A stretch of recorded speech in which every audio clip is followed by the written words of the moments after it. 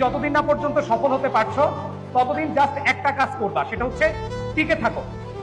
আর এই টিকে থাকাটা হলো নিজের সাথে টিকে থাকা, নিজের ভয়ের সাথে, নিজের ব্যর্থতার সাথে, নিজের হতাশার সাথে এবং অন্য মানুষের কটু কথার সাথে। তুমি যখন কোনো কিছুতে খারাপ করবা, তুমি যখন কোনো কিছুতে ব্যর্থ হবা, দেখবা পাশের লোক তোমাকে নিয়ে কাটা গে নুনের ছেটা দিতে একটু কার্পণ্য করবে না, তাদের মুখে শুধু কথা আর ধুলেই থাকে।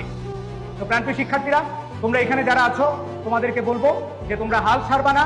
তোমরা কখনো মনে করবা না তুমি ব্যর্থ হয়েছো, তুমি মনে করবা তুমি সফলতার একটা ধাপ পার হয়েছো, সেটা ব্যর্থ হয়ে তুমি সফলতার ধাপটা তুমি চিহ্নিত করতে পেরেছো।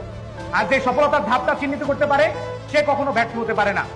কেউ কখনো একবার চেষ্টা করে সফল হতে পারে না। থমাস আলভা এডিসন, যিনি হাজারবার ব্যর্থ হয়েও তিনি বৈদ্যুতিক বাল্ব আবিষ্কার করেছেন, এরকম অহরহ উদাহরণ আছে তোমাদের মাঝে। তোমাদেরকে বলবো যে সফল না হওয়া পর্যন্ত টিকে থাকো এবং তোমার মধ্যে যে ভয় রয়েছে, তোমার মধ্যে যে ব্যর্থতা রয়েছে, তোমার মধ্যে যে হতাশা রয়েছে, এগুলো একেবারে নিশ্চিহ্ন করে দাও, তাহলে তুমি ভালো করতে পারবা। তো সবশেষে একটা কথাই বলবো যে ব্যর্থ হওয়ার জন্য একটা কাজই যথেষ্ট, সেটা হচ্ছে হাল ছেড়ে দেওয়া। আর সফল হওয়ার জন্য একটা কাজই যথেষ্ট, সেটা হচ্ছে